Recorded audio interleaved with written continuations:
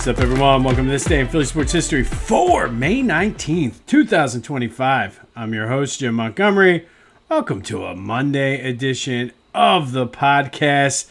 Lots to get to today, so let's get right into it. First, let's start with the Phillies. And before the game started, the game itself was a great story, but before the game started, the news broke that Jose Alvarado is suspended 80 games for a positive test for PEDs, making him also ineligible for the postseason. And this is a huge blow to the Phillies bullpen, arguably their best reliever this year. And there's still a lot of questions surrounding this. He obviously is gone now, did not speak to the media. Dave Dombrowski didn't really go too much into it. And again, I don't know how much we're going to be able to get about this due to HIPAA and things like that. I don't know what happens there, but allegedly it's due to a weight loss drug that he was on, speculating that it was like Ozempic or forget what the other one is. But I'm not sure how to feel about this. And as someone who has struggled, I guess is the word, or always been self-conscious of my weight, always looking for ways to lose weight and things like that, I feel for him on that because it was obvious that he worked hard in the offseason. It was obvious that he came back down how many ever pounds in really good shape and was starting to look really good on the mound. But at the same time, it's dumb because you have access, and again, this, I don't know if the Phillies knew about this. I don't know if this is something he sort of did on his own. But like, if the Phillies knew about it, dumb. Like, you need to check with the league and whatever you need to do to make sure that this couldn't happen. And I don't know if it was Ozempic, how that works. I believe that there are exemptions if it's health related. I know some guys, Adderall sometimes will come up as a positive test. Some guys need that. So I don't know. If it's on him, then him and his agent, it's just, again, dumb because you gotta check this stuff out before you do it. It's just ridiculous. And again, like, I see a lot of people going and talking about how selfish it is. I'm not going so far as to do that, especially if it's a weight loss drug. And obviously, you've seen him throughout his time here in Philly, been a little bit on the heavier side. And as someone, like I said, who struggles with that on a daily basis, like, I get it. I'm not going to call him selfish for it, but I am going to call you stupid. I am going to call you dumb for not fully checking into this. And this is all speculation because we don't know, because we don't know the full story. But I find it hard to believe that if he did check with the league first and they knew about, like, I'm sure there would have been something in place or something. But more questions than answers with this story. It does hurt the team. I'm not going as far as calling him selfish, especially unless it's not a weight loss drug. Again, this is all speculation. If it was due to wanting to lose weight, I'm not going to call him selfish because I feel his pain. 100% feel his pain.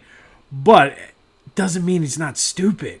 You got to be smarter than that. Like, if you were on the Pirates or the Rockies or a team that wasn't on a World Series or bust mindset, okay, but you really let this team down. I think I'm more disappointed. I'll go dad mode on you. Very disappointed in you for allowing this to happen and not doing your due diligence.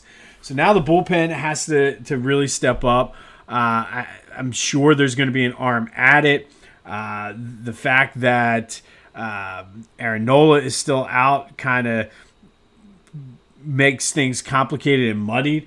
I mean, I don't know. I wouldn't mind at some point having I know there's been talk about going to a six-man rotation. I don't think that's going to happen because Zach Wheeler's not a big fan of it. But why not do like a hybrid kind of combo, especially because Mick Abel looked good yesterday. I would like to see more out of him to see if it's just the beginner's luck or the first time these players and hitters are seeing him, or what, but do some sort of hybrid of Taijuan Walker, Mick Abel, and Andrew Painter. If they all give you 3 innings or so, there you go. That saves the bullpen, and you're allowing, I don't know, teams run out starters all the time, or openers all the time, bullpen games. Why not make that your bullpen game? Mick Abel, Andrew Painter, and Taijuan Walker. The Phillies will never go for it, but I don't know. So as this story develops, we'll have more on it. But I'm not going to go out and say how selfish Jose Alvarado is if it is, in fact, a weight loss drug that he was using that caused him to test positive. Because I get it, but just dumb. You got to be smarter than that.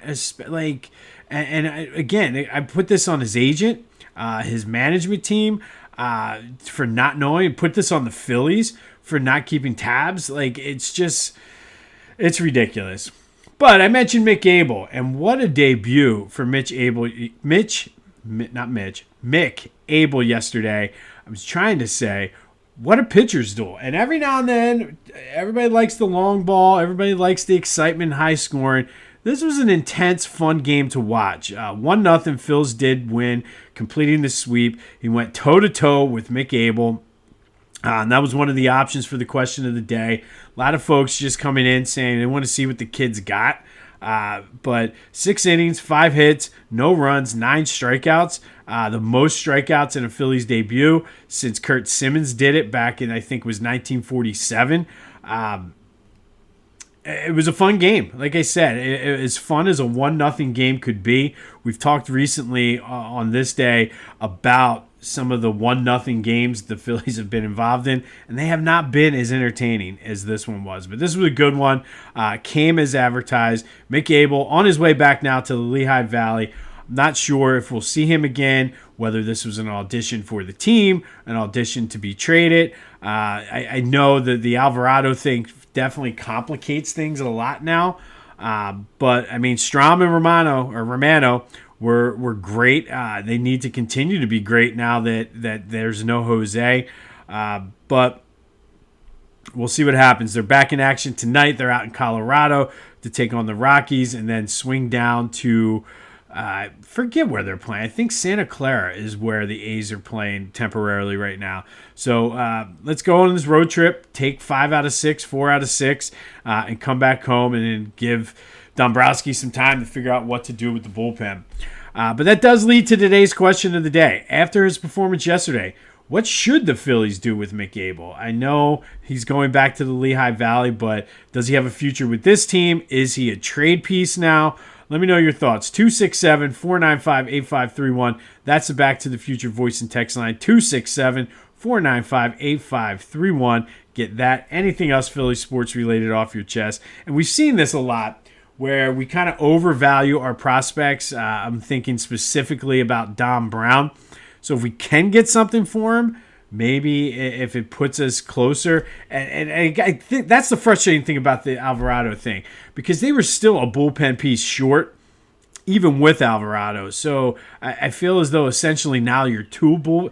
So it further complicates things, but I don't know. What do you think they should do with Abel? I would like to see him get at least a couple more starts because he was so bad last year in AAA. Wasn't that good in spring training, but seemed to have figured it out this year. So I would love to see him against a better team than the high-level AAA club that the Pirates are. But what are your thoughts on that? And I wanted to mention the Memorial Day hats. Usually the Major League Baseball holiday hats for the 4th of July Memorial Day are terrible. I actually really like the this year's version. Might have to get one of them. The lighter camouflage. But just wanted to throw that out there. That's your uniform portion of the show for today.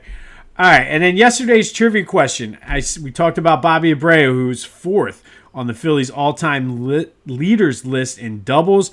I asked you, who are the 3 players ahead of him? Only one got somebody did get J-Roll, who is number 1 on the list. J-Roll is followed by Mike Schmidt and Ed Delahunty. So there you go, the top 4 leaders in career doubles for the Phillies: Jimmy Rollins, Mike Schmidt, Ed Delahunty, and Bobby Abreu. We'll have another trivia question. This has been fun doing this, so we'll keep it going for at least this week. All right, just a reminder, the Discord channel is live. Go to the first link in the description. It's the invitation to the Discord channel. Let's go have some good chats in there. I was chatting with a few people during the Phillies game yesterday, going back and forth, questioned whether Rob Thompson should have even taken Mick Abel out when he did. So lots of fun talking about that, discussing the trivia question and all that. So follow the link. Discord channel is live. If you have any issues with it, let me know, and I can get that updated for you.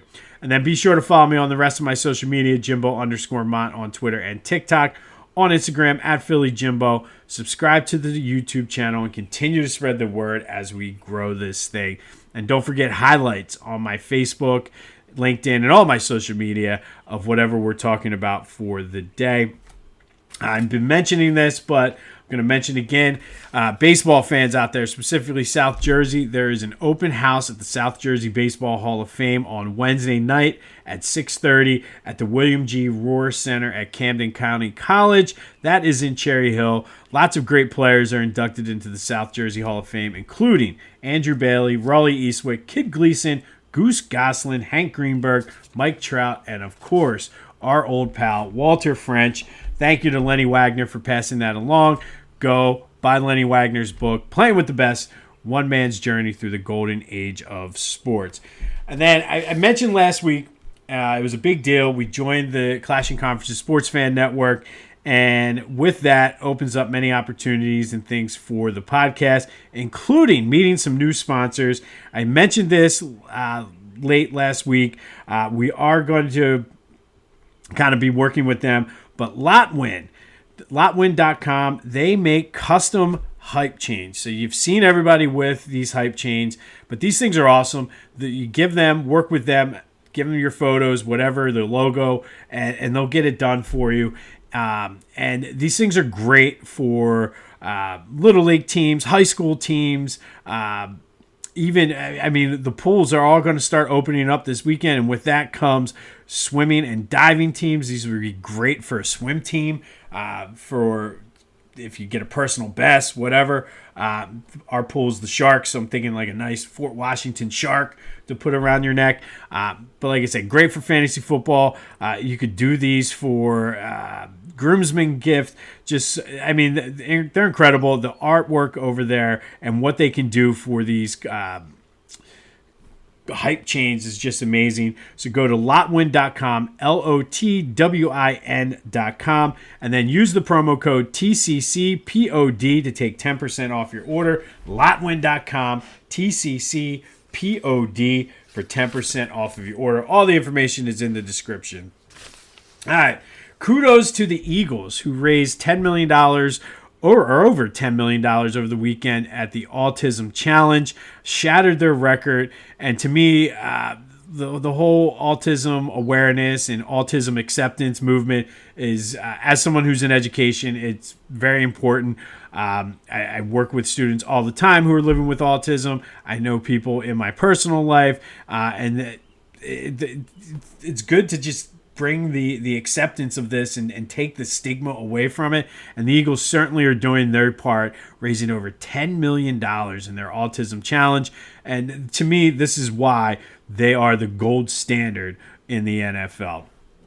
I mentioned the Clashing Conferences. Go to clashingconferences.com. See what they have to offer. They're always looking for new members. Get your voice heard. Meet a bunch of like-minded people. Have good discussions.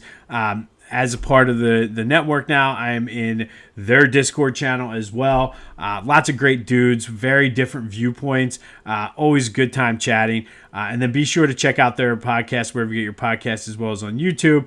And then if you're looking for media services, they kind of do it all. So go to theclashingconferences.com for details to see how you can get involved in what they have to offer. And then what would it be without the Philly Goat?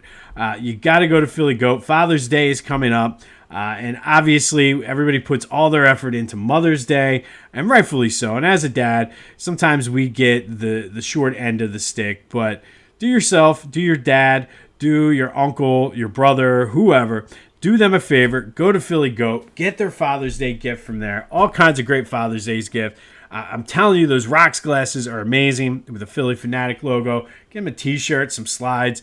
They got you covered. Use the promo code Jim Montgomery to take 10% off your order. That's phillygoat.com. Promo code Jim Montgomery to take 10% off of your order. And don't forget about Dad. All right, May 18th. And we've been doing a lot of these over the past couple weeks, but so many things to choose from that it's hard to choose. So we're going to do a triple header Monday today. And first, we're going to go back to 1974.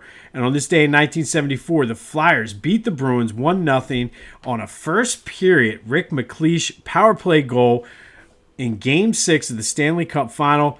Bernie Parent was just outstanding, saved 30 shots as the Flyers win their first ever Stanley Cup, becoming the first expansion team to ever win one in their 7th year of existence, which is pretty impressive if you think about it. The NHL was so slow to expand the original 6 for so long, and they were able to expand, and the Flyers become the first team to be part of the next 6, as they call them, to win the Stanley Cup. They would go back-to-back the next year, but still are searching for number 3. But Bernie Parent, back to him, he was just outstanding that entire playoffs, basically, and won the Conn Smythe as the MVP of the Stanley Cup playoffs. But on this day in 1974, Flyers win their first ever Stanley Cup, becoming the first ever expansion team to win the Stanley Cup.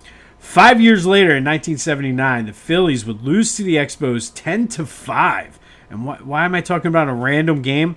Well, during this game, they wore the all burgundy Saturday night special uniforms that they were supposed to wear for specific Saturday night games throughout the season. But unfortunately, after giving up 5 home runs, feeling that they looked like ridiculous, I think Greg Luzinski said, I look like a big fat grape. The players after the game took the uniforms, threw them in the middle of the locker room, and said, we will never wear these again. They did bust them out back in 2019. You got the iconic picture of Andrew McCutchen. But Phillies lose to the Expos on this day, 1979, 10-5, wearing the all burgundy Saturday night specials. And I don't know. I kind of think they were ahead of their time. I don't mind them. I would love to see them bring them back every now and then for special occasions. But that's just me. But yeah, players did not like them and refused to wear them after losing 10-5, giving up 5 home runs, and feeling that they looked absolutely and utterly ridiculous. And then in 2013, the Phillies beat the Reds 3-2. Eric Kratz with a game-tying home run in the 9th, and then Freddie Galvis came up next and hit the walk-off home run. Phillies with 2 back-to-back home runs in the bottom of the 9th to win it. It was the first time since 1922 that the Phillies ended a game with back-to-back homers in the last inning. But yeah, that 2013 team was sort of that was the remnants of that golden era of Philly sports. Kratz was only even in the game because Chooch got hurt. But Phillies beat the Reds, back-to-back home runs in the bottom of the 9th to win on this day in 2013. All right, today's trivia question. Mike Schmidt leads the Phillies all time with 10 walk-off homers. But who has the most walk-off home runs in Major League Baseball history? And I will give you a hint. There is a Phillies tie in there. So go to the Discord channel. Hit me up on the Back to the Future voice and text line. If you go to the Discord channel, there is a Philly Sports Trivia channel where I'll post this question. But Mike Schmidt has the most walk-off homers in Phillies history with 10. Who has the most in Major League Baseball history? And there is a Phillies tie. There is your hint. And then finally today, our Philly Sports Summer Playlist. Going to one of the Philly Sports classics here.